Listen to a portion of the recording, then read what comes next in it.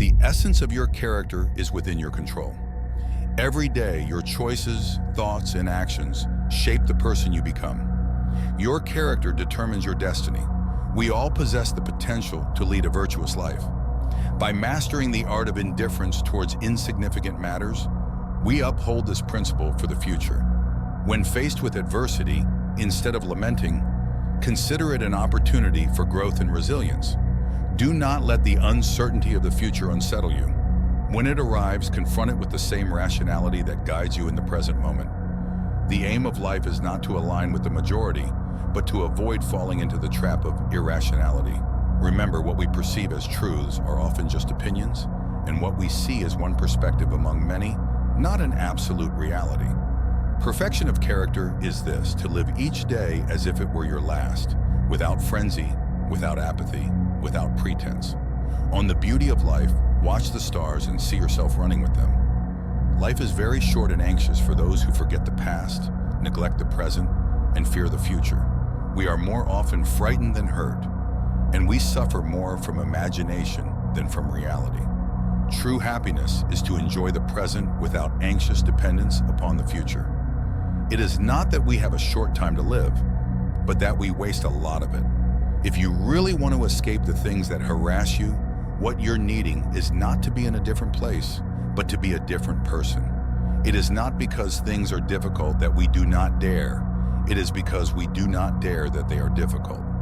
The greatest obstacle to living is expectancy, which hangs upon tomorrow and loses today. You are arranging what lies in fortune's control and abandoning what lies in yours. What are you looking at? To what goal are you straining? The whole future lies in uncertainty. Live immediately. It is not what happens to you, but how you react to it that matters. Progress is not achieved by luck or accident, but by working on yourself daily. Give yourself fully to your endeavors. Decide to construct your character through excellent actions, and be determined to pay the price of a worthy goal. The trials you encounter will introduce you to your strengths. The greater the difficulty, the more glory in surmounting it. Skillful pilots gain their reputation from storms and tempests. If virtue promises happiness, prosperity, and peace, then progress in virtue is progress in each of these. For to whatever point the perfection of anything brings us, progress is always an approach toward it. You cannot choose the era, nationality, family, and body into which you are born. But to act well in your given role, this is your sphere of power. There is only one way to happiness, and that is to cease worrying about things which are beyond the power of our will. Do not wish that all things will go well with you, but that you will go well with all things. Each time an obstacle arises, remind yourself of this truth. While it may hinder some part of you, it cannot constrain your true self. No one is free who has not obtained the empire of himself. No man is free who cannot command himself. Most men and women, by birth or nature, lack the means to advance in wealth or power, but all have the ability to advance in knowledge. He has the most who is content with the least. By desiring little, a poor man makes himself rich. The goal of life is living in agreement with nature. The reason why we have 2 ears and only 1 mouth is that we may listen the more and talk the less. Be moderate in order to taste the joys of life in abundance. You don't develop courage by being happy in your relationships every day. You develop it by surviving difficult times and challenging adversity. For times when you feel pain, see that it doesn't disgrace you or degrade your intelligence. Don't keep it from acting rationally or unselfishly. And in most cases, what Epicurus said should help. That pain is neither unbearable nor unending, as long as you keep in mind its limits and don't magnify them in your imagination. If you are distressed by anything external, the pain is not due to the thing itself, but to your estimate of it, and this you have the power to revoke at any moment. People look for retreats for themselves in the country, by the coast, or in the hills. There is nowhere that a person can find a more peaceful and trouble-free retreat than in his own mind. So constantly give yourself this retreat and renew yourself. Look within. Within is the fountain of good, and it will ever bubble up if you will ever dig. Very little is needed to make a happy life. It is all within yourself, in your way of thinking. Do not indulge in dreams of having what you have not, but reckon up the chief of the blessings you do possess. and then thankfully remember how you would crave for them if they were not yours. You have power over your mind, not outside events. Realize this, and you will find strength. Do not act as if you are going to live 10,000 years. Death hangs over you while you live. While it is in your power, be good. Withdraw into yourself as far as you can. Associate with those who will make a better man of you. Welcome those whom you yourself can improve. The process is mutual, for men learn while they teach. Wisdom allows nothing to be good that will not be so forever. No man to be happy, but he that needs no other happiness than what he has within himself. No man to be great or powerful that is no master of himself. Luck is a matter of preparation meeting opportunity. Difficulties strengthen the mind as labor does the body. What is harder than rock? What is softer than water? Yet hard rocks are hollowed out by soft water. Don't explain your philosophy, embody it. To accuse others for one's own misfortunes is a sign of want of education. To accuse oneself shows that one's education has begun. To accuse neither oneself nor others shows that one's education is complete. If you meet temptation, use self-control. If you meet pain, use fortitude. If you meet revulsion, use patience. When you feel burning desire for something that appears pleasurable, you are like a person under a spell. Instead of acting on impulse, take a step back.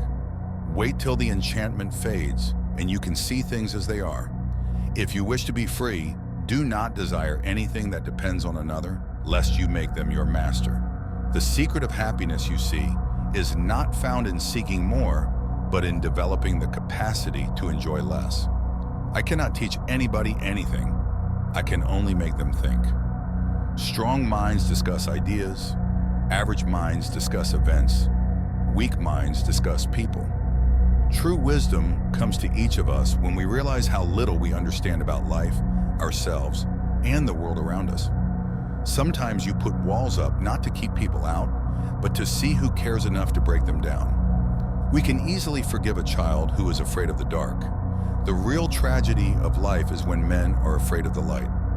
No matter how hard you fight the darkness, every light casts a shadow, and the closer you get to the light, the darker that shadow becomes. For a man to conquer himself is the first and noblest of all victories. The measure of a man is what he does with power. Wise men speak because they have something to say. Fools because they have to say something. Dignity does not consist in possessing honors, but in the consciousness that we deserve them. Excellence is never an accident. It is always the result of high intention, sincere effort, and intelligent execution. It represents the wise choice of many alternatives. Choice, not chance, determines your destiny. For the things we have to learn before we can do them, we learn by doing them. I count him braver who overcomes his desires than him who conquers his enemies. For the hardest victory is over self. Knowing yourself is the beginning of all wisdom. The most useful piece of learning for the uses of life is to unlearn what is untrue. He is the best man who, when making his plans, fears and reflects on everything that can happen to him. But in the moment of action, he's bold, has no place where there is need of skill. What you leave behind is not what is engraved in stone monuments, but what is woven into the lives of others. Freedom is the sure possession of those alone who have the courage to defend it. The secret to happiness is freedom, and the secret to freedom is courage. The best way to keep good acts in memory is to refresh them with new. The mind is not a vessel to be filled, but a fire to be kindled. Happiness resides not in possessions and not in gold. Happiness dwells in the soul. Everywhere man blames nature and fate, yet his fate is mostly but the echo of his character and passion, his mistakes and his weaknesses. No man ever steps in the same river twice, for it's not the same river and he's not the same man. I was once a fortunate man, but at some point fortune abandoned me. But true good fortune is what you make for yourself. Good fortune is good character, good intentions, and good actions. In your actions, don't procrastinate. In your conversations, don't confuse. In your thoughts, don't wonder. In your soul, don't be passive or aggressive. In your life, don't be all about business. It is not death that a man should fear, but he should fear never beginning to live. The happiness of your life depends upon the quality of your thoughts. Therefore, guard accordingly and take care that you entertain no notions unsuitable to virtue and reasonable nature. Forward as occasion offers, never look around to see whether any shall note it. Be satisfied with success in even the smallest matter, and think that even such a result is no trifle. As is a tale, so is life. Not how long it is, but how good it is what matters. The great blessings of mankind are within us and within our reach, but we shut our eyes. Like people in the dark, we fall foul upon the very thing we search for without finding it. It is not the man who has too little, but the man who craves more that is poor. Until we have begun to go without them, we fail to realize how unnecessary many things are. We've been using them not because we needed them, but because we had them. As far as I am concerned, I know that I have lost not wealth, but distractions. The body's needs are few. It wants to be free from cold, to banish hunger and thirst with nourishment. If we long for anything more, we are exerting ourselves to serve our vices, not our needs. Other people's views and troubles can be contagious. Don't sabotage yourself by unwittingly adopting negative, unproductive attitudes through your associations with others. Neither should a ship rely on one small anchor, nor should life rest on a single hope. People are not disturbed by things themselves, but by the views they take of those things. If anyone tells you that a certain person speaks ill of you, do not make excuses about what is said of you, but answer, "He was ignorant of my other faults, else he would not have mentioned these alone." Whenever you are about to find fault with someone, ask yourself the following question: what fault of mine most nearly resembles the one I am about to criticize? If someone is able to show me that what I think or do is not right, I will happily change, for I seek the truth by which no one was ever truly harmed. It is the person who continues in his self-deception and ignorance who is harmed. You always own the option of having no opinion. There is never any need to get worked up or to trouble your soul about things you can't control. These things are not asking to be judged by you. Leave them alone. I have often wondered how it is that every man loves himself more than all the rest of men, but yet sets less value on his own opinions of himself than on the opinions of others. Be content with what you are and wish not change, nor dread your last day, nor long for it. Confine yourself to the present. When you are disturbed by events and lose your serenity, quickly return to yourself and don't stay upset longer than the experience lasts, for you will have more mastery over your inner harmony by continually returning to it. Natural ability without education has more often raised a man to glory and virtue than education without natural ability. Neither the past nor the future can be lost. How can one be deprived of what they do not possess? Only the present moment stands vulnerable to deprivation. If this moment is all we have, there is nothing to lose. Let us emulate the steadfastness of the cliff against which waves relentlessly crash, yet it remains resolute, calming the tumultuous waters that surround it.